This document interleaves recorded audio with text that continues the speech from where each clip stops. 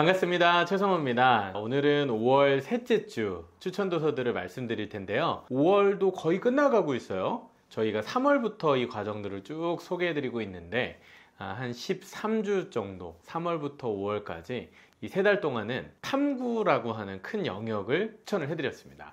흔히 얘기하는 이제 비문학 영역이고요. 사회탐구, 과학탐구와 관련된 책들을 좀 읽었는데요.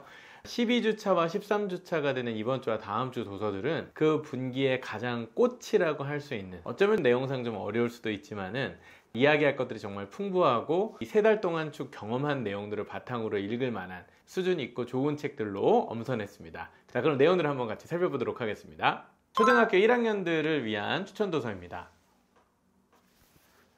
내 코에 미생물이 산다고. 이 책은 사파리 출판사에서 나온 시리즈들 중에 한 권인데요.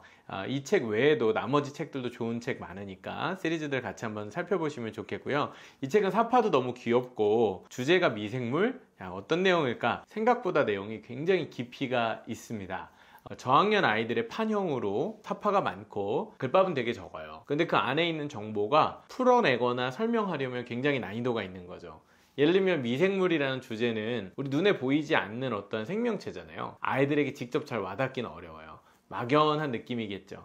따라서 감기 바이러스, 코로나 바이러스와 같은 예들도 도움이 되겠지만 이 미생물이라고 하는 대상을 아이들에게 설명한다는 게 어쩌면 쉽지만은 않을 겁니다. 하지만 이 책에서는 너무 깊게 들어가려고 애를 쓰기보다는 사파가 재미있고 정보들로 한번 샤워하듯이 아이들도 편하게 읽을 수 있을 정도의 서술로 설명하고 있습니다. 특히 이 책을 추천드리는 이유들 중에 좋은 점이 뭐냐면 이 책이, 그럼 우리가 미생물에 대해서 따로 공부를 해야 되잖아요. 다행히도 이 책의 맨 마지막 부분에는 앞에 나왔던 페이지들에 짧게 다뤄줬던 정보 내용을 한 번 더 자세하게 소개를 하고 있어요. 그 부분만 먼저 한번 읽어보신 다음에 아이들이 책 읽게 하면서 질문을 던져보신다면 훨씬 더 깊이 있게 과학 공부를 하는 계기가 될 수 있을 것 같습니다.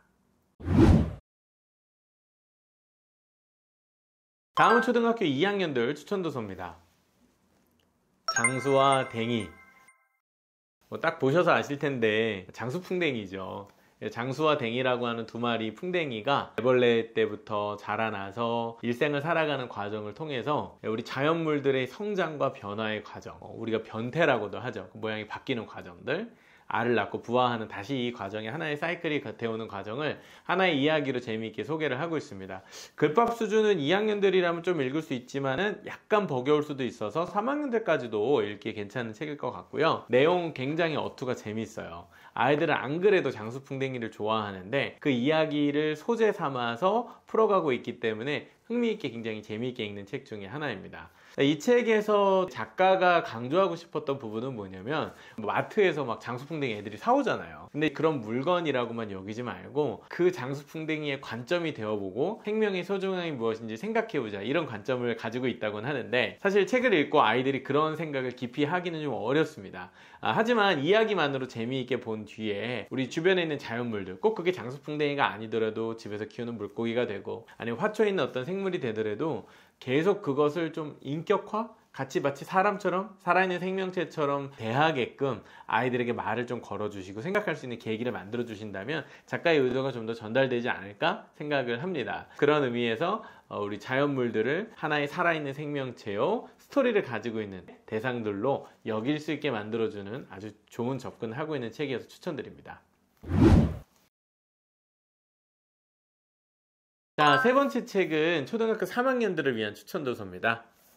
쓰레기는 쓰레기가 아니다. 뭔가 이렇게 모순되는 말이죠. 쓰레기는 쓰레기가 아니다. 그럼 쓰레기는 대체 무엇일까요? 라는 질문이 바로 뒤따라 나오게 되겠죠.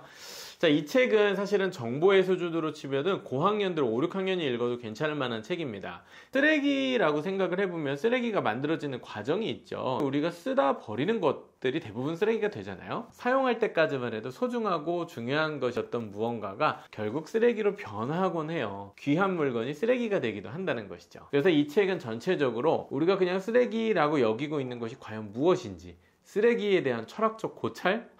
그런 생각도 할 수 있는 계기를 만들어주는 것 같습니다. 그래서 우리 주변에 쓰레기를 만들어내고 있는 우리의 소비 생활이라고 하는 것이 어쩌면 쓰고 사용하는 물건 자체가 중요하다기보다도 어떤 걸 사용할 것인지 또 어떤 걸 버릴 것인지 결국 인간의 결정이 정말 중요하다는 생각을 역설적으로 하게 만드는 책인 것 같아요. 그렇게까지 생각하고 나면 왜 이 책의 제목이 쓰레기는 쓰레기가 아니다라고 했는지에 대한 답이 나올 수 있겠죠. 이런 의미 있는 제목을 가지고 있는 책들의 경우에는 책을 한 권 다 읽고 나서 아이들과 이 책이 근데 제목이 왜 쓰레기는 쓰레기가 아니다라고 얘기하는 거야? 이렇게 되물어 주시는 것만으로도 아이들이 그 주제의식을 한 번 더 자기 말로 표현할 수 있는 계기가 될 수 있을 것 같습니다. 다음은 초등학교 4학년들을 위한 추천도서입니다. 나에게는 꿈이 있습니다. 자, 우리 지난주에도 소개를 해드렸던 책인데요. 1년 12달을 12명의 위인들, 특히나 인권을 위해서 앞서서 희생하고 모범이 되는 그 삶을 살았던 분들을 소개하는 이야기다. 어떻게 보면 인권이라는 개념을 아직은 좀 추상적인 개념으로 이해하기에는 좀 어렵기 때문에 실제로 누군가를 위해서 자신의 삶을 들여 희생했던 사람들의 삶을 통해서 인권의 개념을 구체적으로 경험할 수 있게 만들어주는 이야기 책인데요. 지난주에도 소개해드렸던 내용이 있지만 후반부도 뭐 굉장히 유명한 분들 많이 있어요. 뭐 간디도 있고요, 뭐 헬렌 켈러도 있고요. 우리가 생각하기에 뭐 인종적인 아니면 장애와 관련된 차별과 맞서 싸웠던 유명한 사람들의 이야기가 짤막하게 실려있기 때문에 편하게 읽을 만한 내용이어서 읽기에 전혀 부담이 되지 않습니다. 7월 달에 주제가 일본 사람이 소개되고 있어요. 사다코 사사키, 사다코인데 이 사다코는 2차 대전 당시를 경험했던 그 시기를 일본에서 실제 살고 있었다는 소녀의 실제 이름입니다. 근데 이 소녀가 안타깝게도 백혈병에 걸리게 됩니다. 바로 원자폭탄 때문이었죠. 원자폭탄이 떨어지고 나서 수많은 사람들이 그 방사능에 오염이 되거나 그로 인한 피해를 경험하며 살아야 했는데 이 어린 소녀였던 사다코 역시 그러했습니다. 그녀의 삶이 안타깝게 마지막을 맞이하게 되는데 그 과정에서 사람들의 마음을 움직이는 감동적인 이야기가 나오게 돼요. 그 이야기 덕분에 전쟁의 끔찍한 비극을 오래도록 기억하면서 평화가 얼마나 중요한지를 되새기게 해주는데요. 가끔은 정치적인 주장이나 도덕적인 교훈보다도 한 소년, 소녀의 이야기가 우리 마음을 더 크게 움직이게 하는 그런 이야기일 거라고 생각을 하는데요. 어쩌면 어른들의 정치가 아니라 이 아이들의 이야기가 우리 세상을 바꾸는 아주 중요한 이유가 되지 않나 그런 생각을 좀 해보게 되고요. 아이들 눈에는 어떻게 이 이야기들이 비추어졌을지 궁금함을 가지고서 같이 이야기 나눠보면 좋은 책이어서 추천드립니다. 자, 다음은 초등학교 5학년들을 위한 추천도서입니다. 짠! 로봇 친구 앤디. 우리 지난주에도 말씀을 드렸었는데 인공지능, 로봇 주제 다루는 책들 중에서 대체가 어려울 정도로 아이들이 너무 좋아하고 되게 양서다 이런 얘기를 해드렸어요. 문학적으로도 완성도가 되게 높은 작품이라는 생각이 들고요. 그런데 윤리적인 쟁점들이 은연중에 참 많이 녹아 있습니다. 특히 이제 그 로봇 친구 앤디, 그러니까 앤디라고 하는 이 로봇과 주인공이 이제 친구가 되어서 서로 사귀게 되는데 아주 중요한 장면이 나와요. 어떠한 이유로 인해서 이 앤디, 로봇의 메모리를 초기화하는 상황이 된 거예요. 우리가 인간과 기계를 구분하는 기준을 어떻게 다들 생각하고 계십니까? 어쩌면 인간다움을 기억하는 기록이야말로 그 인간의 정체성이자 인간을 로봇, 기계와 구분해주는 차이라고 생각할 수도 있는데 반대로 생각해보면 기계가 나와 공유할 수 있는 기억과 메모리를 갖게 되면 우리는 어느 순간 그 기계를 인간인 것처럼 여기게 되는지도 몰라요. 그런데 만약 그 기계로부터 다시 메모리를 초기화해서 그 기억을 지우게 되면 마치 하나의 사람이 사라진 것 같은 공허함을 느끼게 될 수도 있습니다. 미래 사회에는 어떤 문제들, 어떤 새로운 상황을 겪게 될까? 다소 막연한 이야기들을 훨씬 더 와닿게 나도 공감하고 이입할 수 있게 만들어주는데요. 이런 접근이 아이들이 때로는 이런 과학과 관련된 윤리적인 쟁점을 가지고 토론할 때 훨씬 더 유익하다고 봅니다. 왜냐하면 단순한 정보로만 다루기보다도 나의 문제, 우리 가까이의 문제라고 공감할 수 있는 지점을 만들어주기 때문이죠. 이 책의 매력이 그런 부분이고 그 외에도 많은 부분에서 학생들이 좀 예민하게 읽어낸다면 꼭 과학을 좋아하지 않았던 친구들이지만 아 이런 게 과학이구나 흥미를 가질 수 있게 만들어줄 만한 책이기 때문에 과학을 크게 좋아하지 않는 친구들에게도 과학에 대해 쉽게 접근할 수 있게 만들어주는 고학년 도서로 추천드립니다. 자, 다음은 초등학교 6학년 학생들을 위한 추천도서인데요.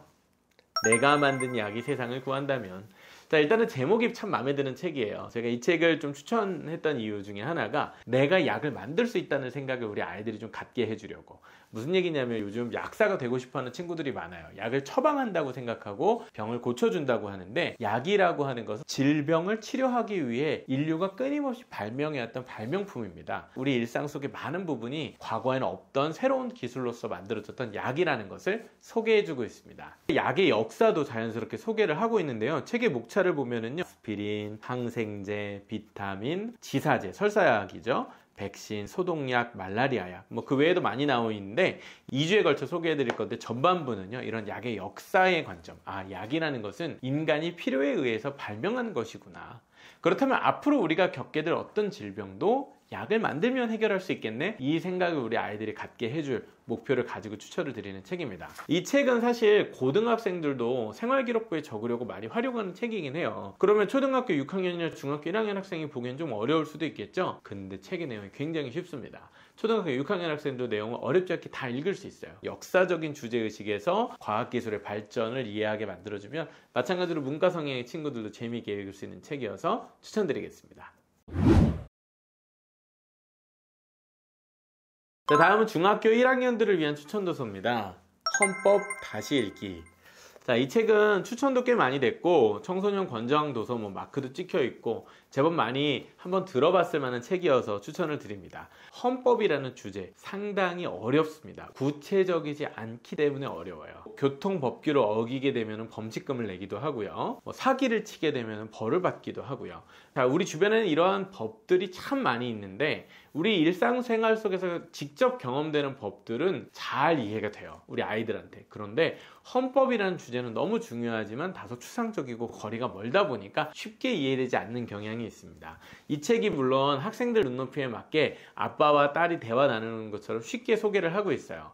책의 내용이 쉬운 내용인 듯 하나 지나고 나면 내가 뭘 읽었지? 헌법이 뭐지? 뭔가 잘 정리가 되지 않는 듯한 느낌이 있어요. 개념이 어렵거나 추상적이어서 그렇기도 하고요. 그걸 설명한 내용도 너무 풀어져 있다 보니까 헌법이 막상 무엇인지 쉽게 설명되기는 어려워서 그렇기도 합니다. 이 책은 2주에 걸쳐서 소개를 해드릴 텐데 1, 2주는요 특히 기본 개념에 대해서만 좀 이해를 하시면 돼요. 혹시 시간이 된다면 한 번 더 읽어준다 라는 느낌으로 읽어보시면 되고요. 3장과 4장이 되면 훨씬 더 구체적인 내용을 다루게 되니 초반부를 읽으실 때는 헌법의 개념, 내 마음에 기억되는 헌법의 핵심 포인트를 한두 가지 정도만 얻어가자라는 관점으로 보시면 되고, 헌법이 무엇인지 나는 오늘 완전 마스터하겠어요. 자, 이건 너무 무리한 목표겠죠? 그리고 챕터가 끝날 때마다 정리하고 있는 장들인데 그 부분을 꼭 읽어보셨으면 좋겠어요. 막상 내용을 읽을 때는 읽는 것에 집중해서 내가 읽고 있는 게 무엇인지 생각하지 않게 될 수 있는데 챕터가 끝날 때마다 정리를 해주고 있습니다. 그런 부분들도 잘 활용하시면서 읽기에 도움을 받으시면 좋겠습니다. 다음은 중학교 2학년들을 위한 추천도서입니다. 관점 대 관점. 자, 이 책도 이번 주와 다음 주 걸쳐서 같이 읽게 될 책이고요. 저희는 이 책을 수업 현장에서 한 3년 넘게 읽히고 있는데 아이들이 너무 좋아해요. 이 책 마지막에 있는 이유가 가장 깊이 있고 그동안 어떻게 보면 3달 동안 비문학 주제를 다양하게 읽어왔는데 그 배웠던 것들이 여기서 포텐이 터지게 됩니다. 정말 다양한 토론을 할 수 있어요. 예를 들면 어떤 주제들이 있냐면 제가 2가지 정도만 크게 소개를 해드릴게요. 전반부에 보시면 일단 유전자 특허권에 대한 이야기가 있습니다. 유전자와 관련된 특허?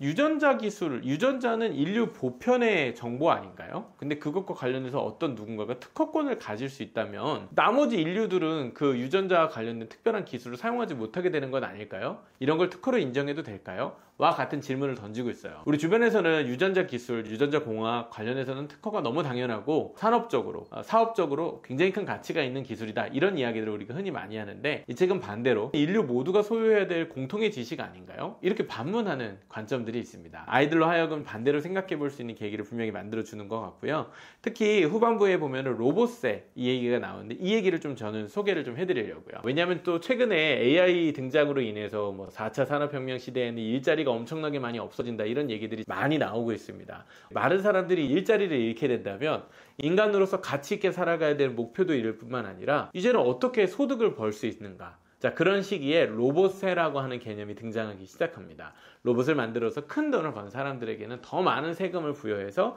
그 사람들의 세금을 통해서 일자리를 잃은 수많은 사람들이 함께 살아갈 수 있도록 사회를 구성해야 된다는 얘기인데요. 로봇을 만들고 많은 큰 돈을 번 사람의 입장에서는 자신의 소유를 억지로 사회에 내놓아야 하는 것 같이 억지스러운 상황이라고 느낄 수도 있잖아요. 과연 누구의 입장이 옳은 걸까요? 자, 이런 쟁점들이 우리 일상이 굉장히 가까이 와 있기 때문에 과학기술과 관련된 윤리적 쟁점들을 다양하게 토론해 볼 수 있는 소스가 여기 많이 있고요. 특히 5월 달에는 학교에서 과학탐구 토론대회가 많이 열리기도 합니다. 이런 대회를 준비할 때 어떻게 쟁점을 세우고 근거를 마련해야 될지 감이 좀 오지 않는다면 활용하기에 굉장히 좋은 소스가 많은 책이니 꼭 한번 읽어보시면 좋을 것 같습니다. 자, 마지막으로는 중학교 3학년 학생들을 위한 추천 도서입니다. 상대성 이론은 처음이지. 상대성 이론 일단은 듣기만 해도 어렵게 느껴집니다. 우리 아이들이요, 고등학교에 가면 수업 시간에 상대성 이론을 배웁니다. 상대성 이론이라고 하는 걸 너무 어렵게 생각하실 일이 아니라 아이들이 조금씩 그냥 풍월 읊듯이 귀동냥으로 내용들을 조금 들어놓을 필요가 있어요. 왜? 고등학교에 가면 진짜 본격적으로 배워야 할 수도 있기 때문에 그렇죠. 자, 이 책을 추천드리는 이유는 크게 두 가지입니다. 첫 번째는 일단은 과학에 대한 정확한 정보들이 많이 잘 담겨 있어요. 그리고 우리 주변에서 일어났던 어떤 물리적 현상과 관련된 과학적 법칙이 역사적으로 어떻게 발전해 왔는지를 아주 잘 설명하고 있습니다. 과학적 지식이 구체적으로 담겨 있기 때문에 실제로 과학 공부하는 효과가 납니다. 반대로 과학 진저리 치는 학생들한테는 조금 어렵게 느껴질 수도 있겠죠. 자, 여기서 두 번째 지점이 등장합니다. 이 책은 과학적 정보로만 쓰여진 게 아니에요. 상대성 이론 자체를 소개하는 데 목적을 두는 것이 아니라 과거로부터 과학 지식, 좁게는 물리학 영역이 어떻게 발전해 왔는지에 대한 히스토리를 설명합니다. 따라서 상대성 이론 자체가 아니라 그 이론이 왜 나오게 되었고 왜 중요하고 앞으로 이 이론은 어떻게 우리의 삶에 영향을 줄 것인지 흐름을, 맥락을 보여준다는 것이죠. 어쩌면 아이들이 과학에 대한 흥미를 잃어가는 이유는 이런 맥락과 정보 없이 그냥 암기만 하도록 시키기 때문일 것 같아요. 그래서 아이들은 생각보다 이 내용을 재미있게 받아들입니다. 실제로 중학교 3학년 학생들과 이 상대성 이론에 대한 내용들을 공부하고 나서 수능에 나오는 상대성 이론 관련된 지문을 풀리잖아요. 아이들이 고등학생들보다 더 잘 풀어냅니다. 내용을 이해했기 때문에 그래요. 물론 과정이 다 쉽다고는 말할 수는 없겠습니다. 하지만 한번 이해하고 나면 문제를 풀 수 있게 되는 것이죠. 이해했기 때문에 그렇습니다. 자, 이런 관점에서 비문학 분기 독서는 아무래도 지식과 정보를 다루는 독서였기 때문에 책 읽기의 재미만으로는 좀 어려웠던 부분들도 있었어요. 그런데 이 분기의 마지막이 되는 12주, 13주차, 5월 셋째 주와 넷째 주 주차는 이런 책들에 한번 도전해보면서 야, 내가 이런 책도 읽을 수 있네, 이렇게 챌린징 해보는 경험을 꼭 가져보시면 좋겠고요. 비문학 분기 동안 읽었던 책들을 잘 마무리하는 이번 주, 다음 주가 되셨으면 좋겠습니다. 다음 주에 또 유익한 책을 가지고 다시 찾아오도록 하겠습니다. 감사합니다.